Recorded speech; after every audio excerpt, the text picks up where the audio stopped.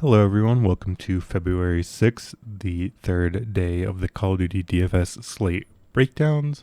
This video is coming out pretty late, but of course we had a 4-gamer today on the 5th, and we had a long day of games. I believe it started about 1 p.m. my time, and as you guys can see, it's 8:20 at the moment. So 7 hours of Call of Duty action. I enjoyed it, mainly because I picked a lot of winners. And there's not much else to dice up there.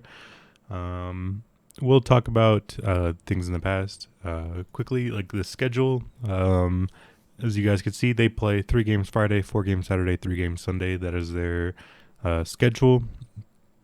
I believe it is just 3 weeks. So the Call of Duty League schedule is pretty weird.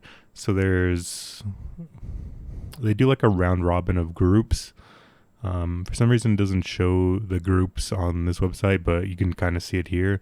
So like FaZe are in the group with Boston, LA, Minnesota, and New York. So like all these teams should play each other. As you guys can see, I don't know, New York play FaZe, Boston, LA. I don't know I don't know what the schedule is or what that is. I guess it doesn't make sense. There was a rhyme and reason for the games, but I'm not sure. Yeah, I don't know. Looks like teams play randomly. I'm not sure what it is. Maybe there's more weeks after this, and this is just the only set schedule that they have so far. I'm not sure, but at least for the formatting, we have 3 days a week of Call of Duty action, so we'll have a break until next Friday. Just wanted to kind of start that off with. We have a pretty interesting 3-gamer today. Actually, a super interesting 3-gamer. I actually really like this slate for a lot of reasons. So this might be a little long. Warning, this is probably going to be a longer video because there's a lot to talk about. There's a lot of things I want to say. So be ready for that.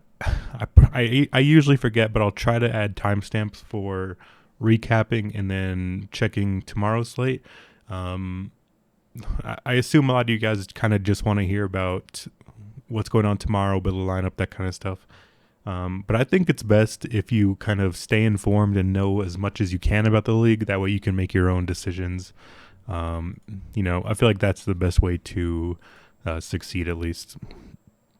So normally I don't do this. Normally I do it incognito, don't show my account and my balance and my winnings and all that kind of stuff.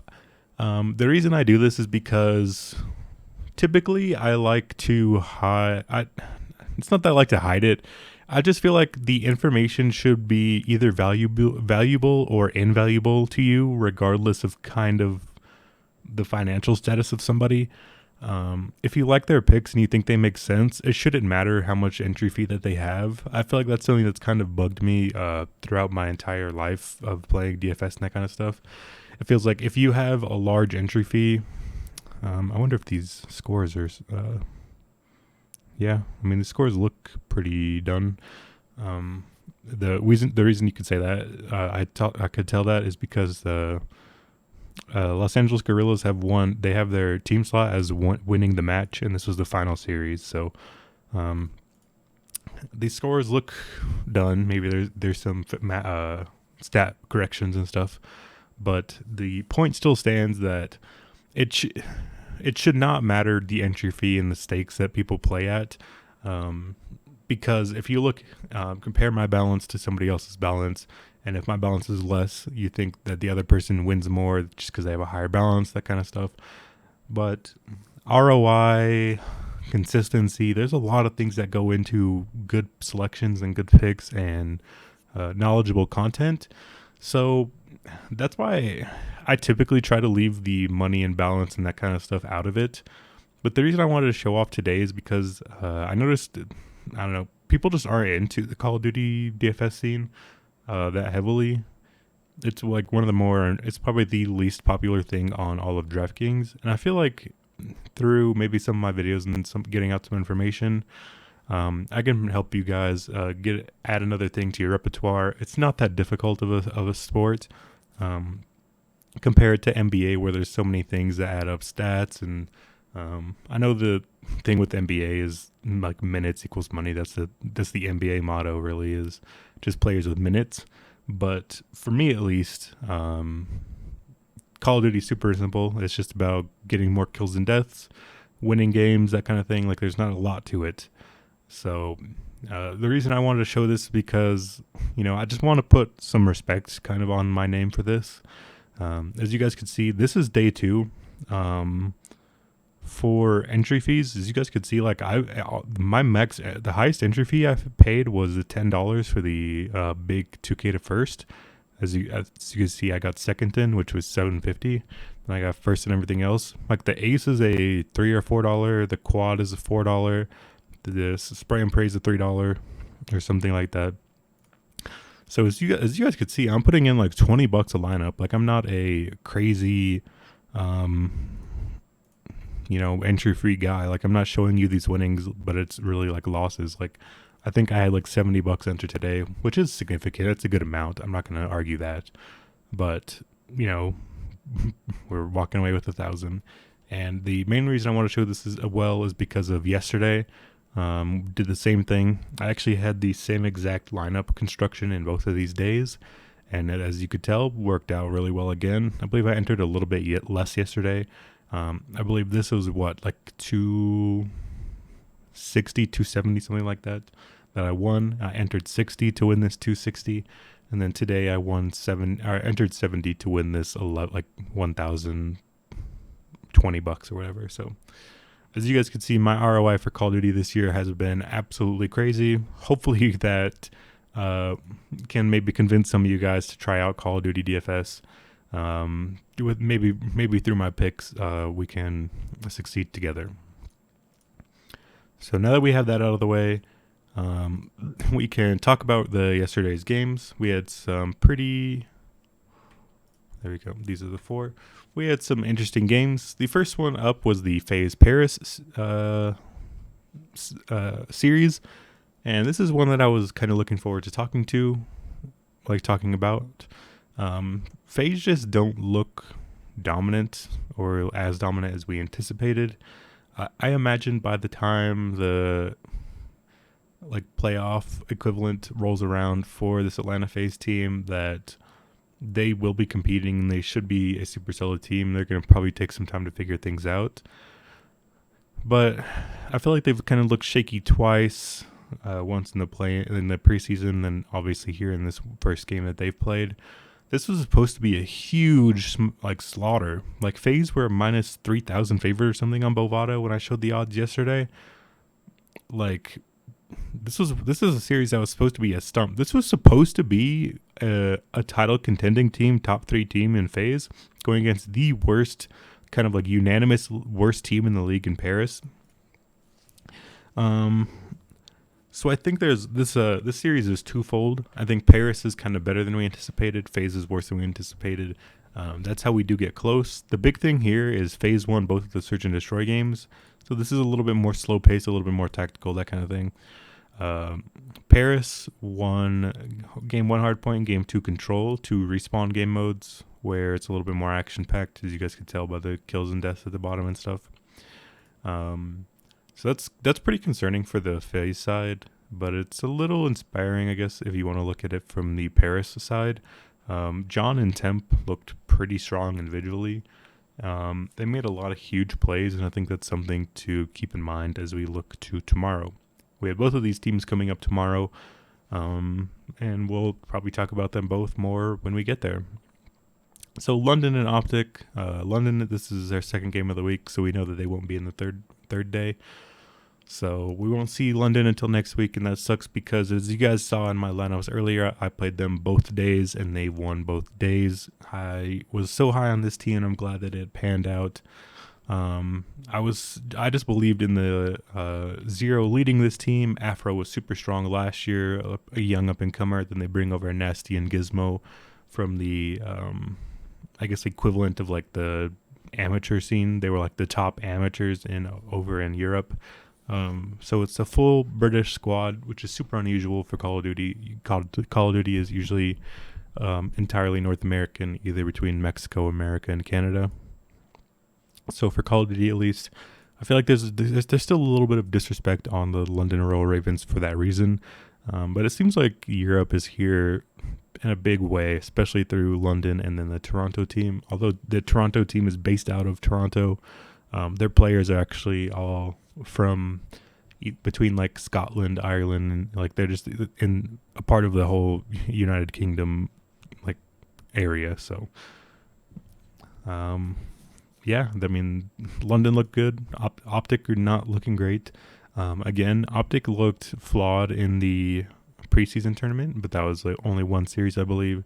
So, much like FaZe, Optic also had kind of a pass for that performance. And, you know, maybe after two performances that were poor, it's kind of time to maybe say what's going on here with Optic, what's going on here with FaZe. The big thing here with Optic was their two best players, Dashy and Shotzi. Both didn't really perform that well. Scump was kind of on an island doing things all by himself in terms of performance. He just didn't get much help, as you guys could tell by his kill-death ratio being the only positive one. I was pretty heavy on London. London were a big underdog. I did end up saying, I did give out that pick yesterday here when I recorded this video, and they came through. There's not a lot to say there, honestly. We're just super glad that we get the upset call on this London team. I don't remember their exact price. They were like plus 250, maybe something like that, and we love it. I'm pretty high on London. I don't know who they play next week, but I'll probably be on them as well. I'd imagine the odds will be changed. The pricing will be changed. We won't get Nasty and Gizmo that cheap probably for a while. But I love what I saw from London. Optic looking shaky. Then the third series was probably the least interesting one, but it was still a super interesting one because this was I guess based off of FaZe's performance, this is probably the battle for 1 and 2. This is probably the battle between the top two teams in the league, Seattle and Toronto. So this was the rematch of the preseason tournament, and Toronto got the edge there. They won the 5th game.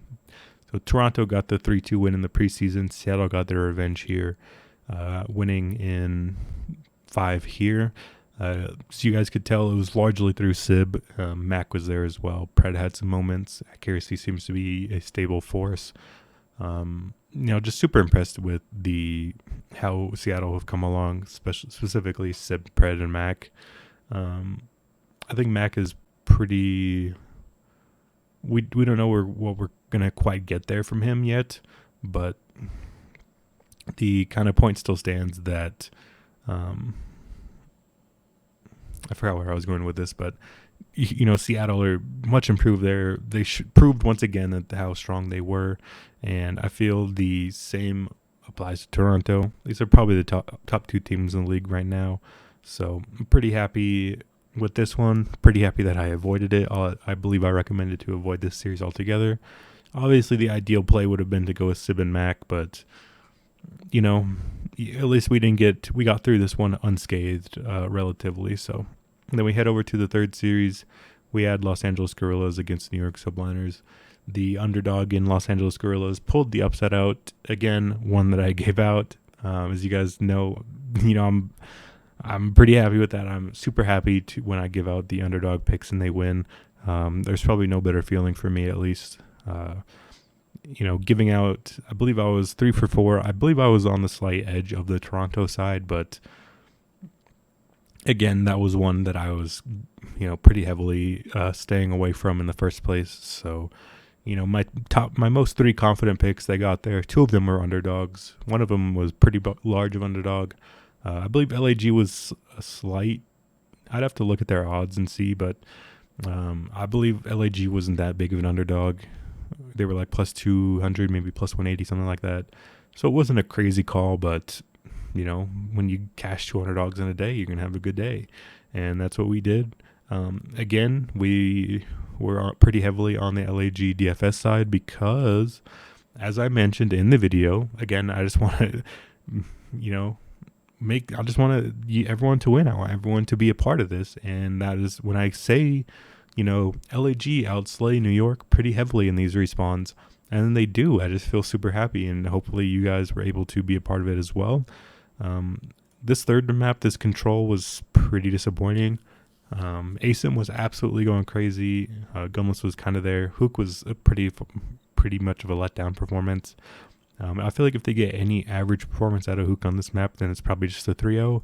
But they managed to bring it back, and they outslayed them super heavily in this hard point. Outslayed them only by a couple kills, I think, in this one. And then outslayed them super heavily in this hard point. So New York seems to be a team going forward that we are going to focus pretty heavily on picking against. I don't know how much respect New York are going to continue to get. It seems to me like they were a team that people were pretty high on. I believe in some power rankings they were even as high as like top 3. It's looking pretty grim for them right now. I feel like they're probably down towards the low end. I don't know if I want to. It's a little dicey down there, but I feel like they're probably in like that bottom 3. I don't know. It's looking pretty grim for New York. I'm gonna love picking teams against them. The same reason I was on LAG was because of the New York subliners and their respawn kill death ratios. They just seem to bleed kills. I'm not really sure what is the reasoning for that, but they do that pretty heavily. It's not great for New York. I like the names on this roster, but pretty much outside of Hydra, I've seen nothing of life. And I think that's going to continue to kind of be the bane of this New York team. And I'm going to, next week, that's definitely a plan to keep in mind, is go against this New York team. So that's something to keep in mind. Again, 3-gamer, looking ahead now, we have the 3-gamer of Florida versus Paris, LA Thieves versus Atlanta FaZe, and then Optic Texas against Minnesota Rocker. I don't think I want to give away too much right away. I think I want to make you guys have to at least watch the video a little bit. But I'm disagreeing with a lot of these prices, so we can start right away with the Paris, Florida. So we head over to the team stats. We have Paris, Florida. So as you guys can see here, Florida, they beat the Gorillas 3-1 in the preseason tournament. They lost to Toronto 1-3. That's not a big deal. They lost to London 0-3 here. No shame in that. Of course, we know how good London is now. We know how good they're looking. They smacked around Optic. Well, not smacked around. I mean, they reverse swept. They were down 0-2. They barely got the win in the third map. Round 11, it was super close, but, they got smacked around by London. London, beat Optic. It's, good reason to say, Florida's maybe not that bad. Or Florida is pretty bad, just the way that they get smacked by London. Then heading over to the Paris side, they've only played killers, it seems like. They're 2-0 in control, which is exciting. They took the hard point off of LA Thieves. I feel like they've lost to 2 top 4 teams, and they both have been pretty full of life. And pretty much overall, I was just pretty impressed with Paris, what I saw from them yesterday. Maybe it was a one-off performance. Definitely it's looking like FaZe aren't quite who we thought they were. FaZe aren't quite as dominant, sure. I don't know. It just feels like Florida's getting way too much respect here. One thing to look at is Florida is 0-3 in control. Paris is 2-0 in control. They've taken the control off of 2 top teams. I don't know. Florida just seemed so lifeless and out of sorts in their first series. Paris actually seemed decent. They won their respawns. So, you guys can already kind of tell where I'm leaning off this. I'm leaning with the Paris side.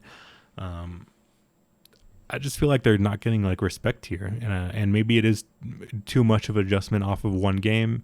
Maybe I am somebody who's just chasing underdogs too heavily now that I've cashed a few in a row. But, this just feels a little weird to me. I saw some much wider lines earlier on today. I think I saw Florida at like minus 300, and it's already shifted all the way down to 200. So it looks like people are also aware of the how crazy that line is. Looking on the Paris players, it's going to be John and Temp probably. Looks like Decimate wasn't doing too bad, but Fellow's down there. So, yeah, from what I saw today at least, I watched all the series today live.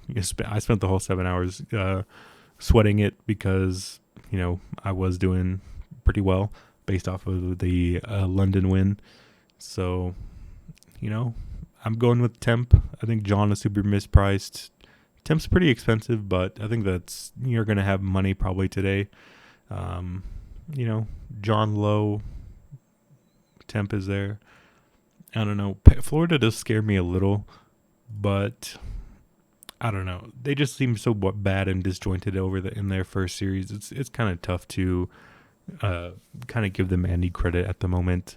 But we know how scary Skies and Awakening can be. They're two of my favorite players from last year, but I don't know. Vivid seemed pretty bad. I think Dave Patty was actually decent, but I don't know.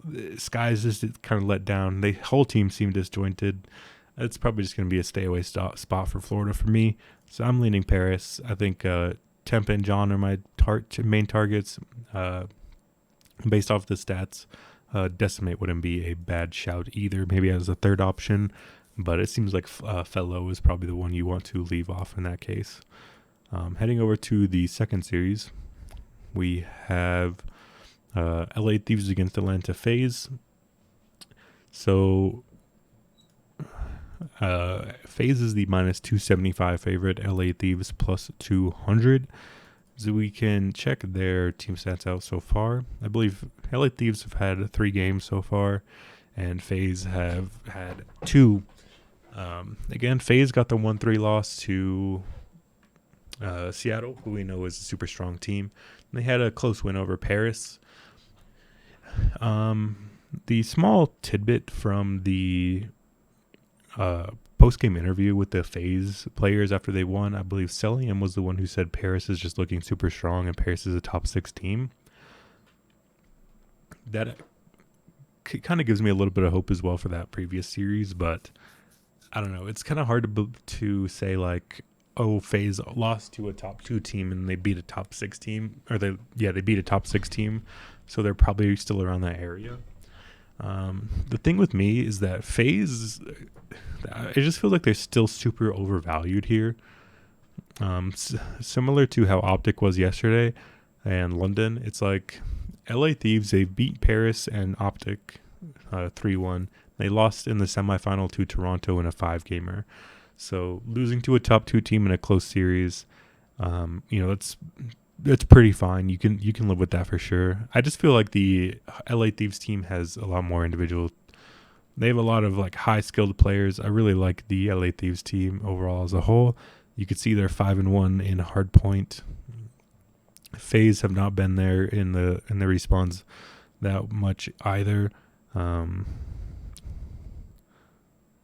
Oh yeah, this is a small reminder. Sorry to throw this in like just in the middle of a series, but something to remember with these teams is the way these maps play. Bokage, I don't know how people pronounce it. I feel like it's different every time I hear it. But Bokage, this map lends itself to such small spaces, such small corridors, that the amount of action that happens on that map is just so insane. We saw it today with the London team. So the London team actually didn't score that crazy. Like their KDs were okay. However, based off of their first map alone, I believe Nasty and Gizmo, they both had like 33 kills and 33 deaths. So their kill death ratio was like normal. It was like 1.0. But just to the sheer amount of kills to deaths that they had, how much action was happening on that map, they ended up scoring like 35 points in a hard point. And that's a pretty good performance. You take a 35-point hard point every day of the week. And that's what they did just by the sheer amount of action on that map. So going forward, you guys want teams in series that will play a Bokage or Bocage Bocog hardpoint. And so far, FaZe have played it once, but they've leaned towards Gavutu and Tuscan. It seems like FaZe are banning out, I don't know, I guess Bocog. I'm not sure. But the Thieves are also leaning towards this Gavutu and Tuscan. So I'm not sure where the hardpoint will go. I'd imagine one of these teams will ban Bocog, but I'm not sure. They've actually neither of them have played Berlin. So maybe one bans Berlin and then the Thieves maybe take out Tuscan or something. I'm not sure, but hopefully they end up on Bocog. So keep that in mind that it really is a thing. What maps they're playing in this game specifically at this moment, just because this sheer amount of points that happen on Bocog is just such an insane difference. It's just such an insane value. So that's something to keep in mind. Again, sorry to throw that in between this series. But that just kind of jogged my memory that I was trying to, I was going to talk about that. But again, quick points, hard point for LA Thieves look good. Control is not great stats wise, but, it's not a big deal. The respawns overall for FaZe have been poor. They're 2-2 in hardpoint, 0-2 control. So I feel like the Thieves are better in the respawns, which matters the most for DFS purposes, which we're looking for. And I just feel like Thieves are not getting the respect that they deserve in this line at all. I feel like we saw a super shaky FaZe, and I think it'll take more than one night for them to recover. If that makes sense. And we know the Thieves are watching that series. We know the LA Thieves are going to know that, this FaZe team isn't infallible. We know that this FaZe team can lose. So I would imagine the LA Thieves go into this match with some fire and are excited to play against this FaZe team that looks beatable and beatable for the first time in a while. Because the FaZe team last year seemed to be the best by a good margin. So, so far 2 series in this Florida Paris line moved actually as I'm recording. That's interesting. So Florida went from -200 to 190. I expect to keep going it that way. And then second series, I'm going with the underdog again. I'm going to go with the LA Thieves at +200. I bet all 3 of these games earlier because I knew the lines were going to move, and they have. So that's something to keep in mind. Is I've had these picks for a while, and I don't plan on changing them. I'm pretty confident. I really like the picks that I have for today. And we have the underdog in Paris. We have the underdog in the LA Thieves. The Thieves have a super individually skilled player roster. The FaZe players, although they are high skilled, I don't want to talk anything about these players. They're all so insanely talented individually. They just haven't done anything. They haven't showed a lot in this game yet.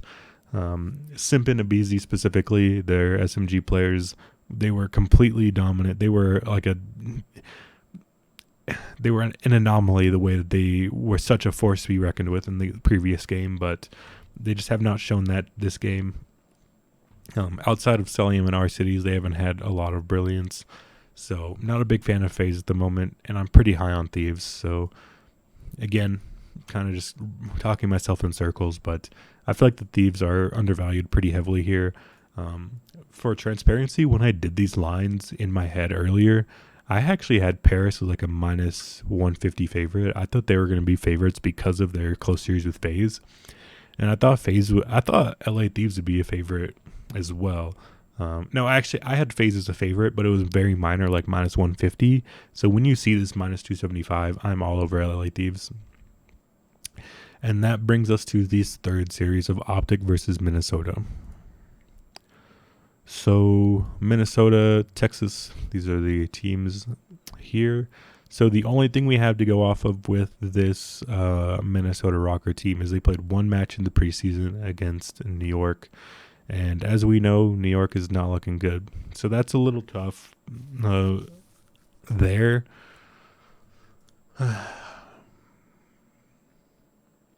I don't know. This is tough sell because there's not much really to go off of here.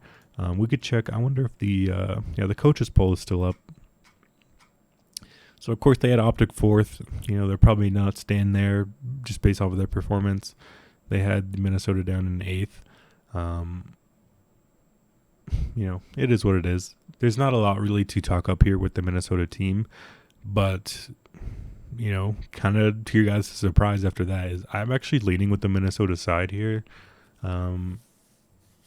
Although they got 3-0'd in this New York game, this New York team actually looked decent in the preseason tournament. They're just not looking like that at all at the moment. So, my apologies. My nose is a little stuffy still, but Minnesota have just kind of.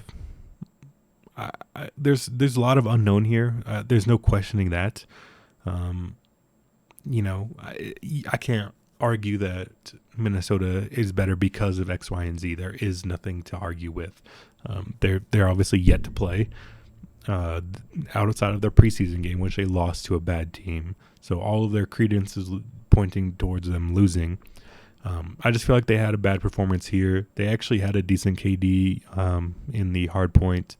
They ended up losing it to New York, which, although New York have lost all 6 maps, or no, they won one, but although they've lost a lot, they've actually had good scores team wise. So that's something to keep in mind with the New York team, is losing to them isn't that big of a problem. I don't know. This is just more of a fade Optics play than it is a play Minnesota play. I say that because I just like the growth and potential that can come from this Minnesota roster. Standy was like a top 3 prospect from last year, or probably top 4. There was 4 elite prospects that came out from Call of Duty last year. That would be Hydra, Standy, Insight, and Afro. And as we could see, Hydra's doing well, Insight's doing well, Afro is doing well. All the other prospects are doing well. So I expect Standy to continue to grow, and I think he's going to be a star this year. Somebody I'm super high on. I feel like Major Maniac was a little underrated and a little kind of, I don't want to say a laughing stock. That seems harsh. But he was just somebody who, if Minnesota lost, people would say everything was Major Maniac's fault. It was a little rough and just tough on him, really, but he's actually turned it around. I think this Minnesota team just has a lot more potential in them. They played Bocog, which is good. I like that. So again, there's not a lot to say for the Minnesota Rocker side that's positive. They played one series, lost to a bad team. This is just fading Optic. I think losing to LA Thieves in London isn't a bad idea. Isn't bad necessarily. The price just seems super wide to me, really. If there was one series, there was one series that I would probably be not that surprised about, it would be Optic to get the win over Minnesota. It just seemed like Optic needs time to work on some stuff. They just seemed pretty out of place.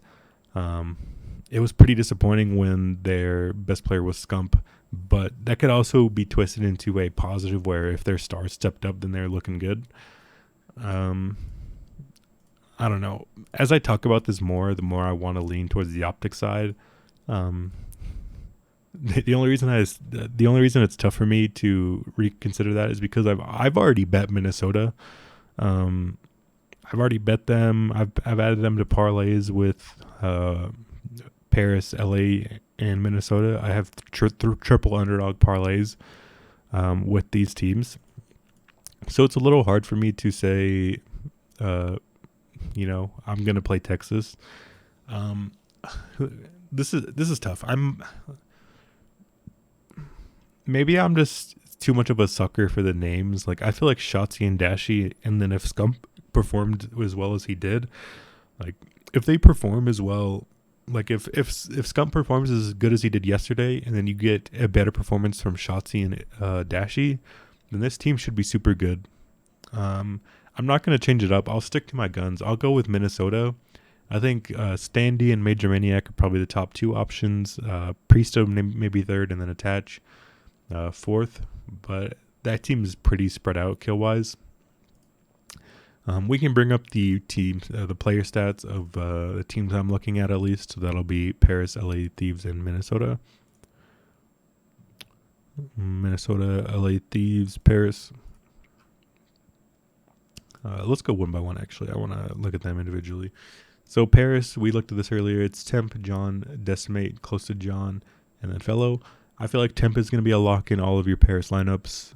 John, I feel like was doing much better yesterday, so I'll probably lean him.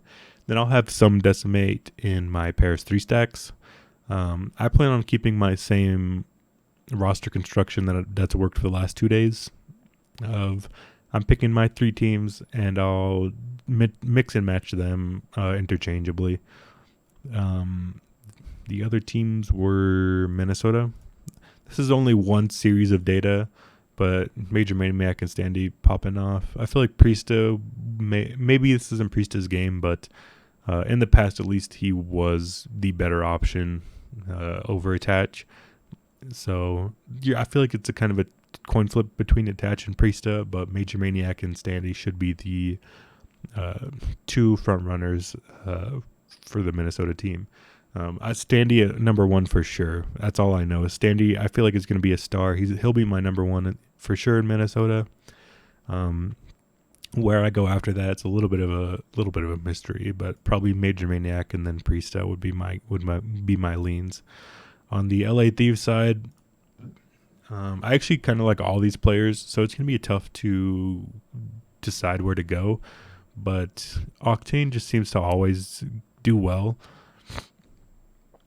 He is a little bit worse online. He's more of a LAN player, so that seems a little bit tougher.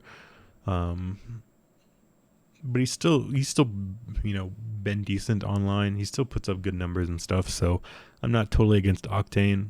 I feel like if it does go to Bakog, you need probably one of their sub players, which are the Draza and Envoy. So it'll probably be, I don't know. This is tough for the LA Thieves team. It's probably Kenny and Octane. Maybe the third option I'll go with Draza, just because his stats are a little bit better here. But after Kenny and Octane, it's kind of a coin flip there between Draza and Envoy. I feel like those are pretty close. So yeah, I mean that's it for me. I think it's very rare that you get anybody anywhere giving you an entire underdog card for DFS slates.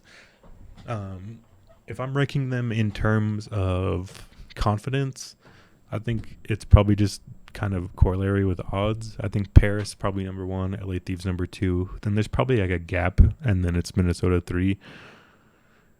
Like I've said, I've already bet Minnesota to win, so I feel like I don't want to change it up. But there's a chance I might flip flop on that Texas Minnesota game.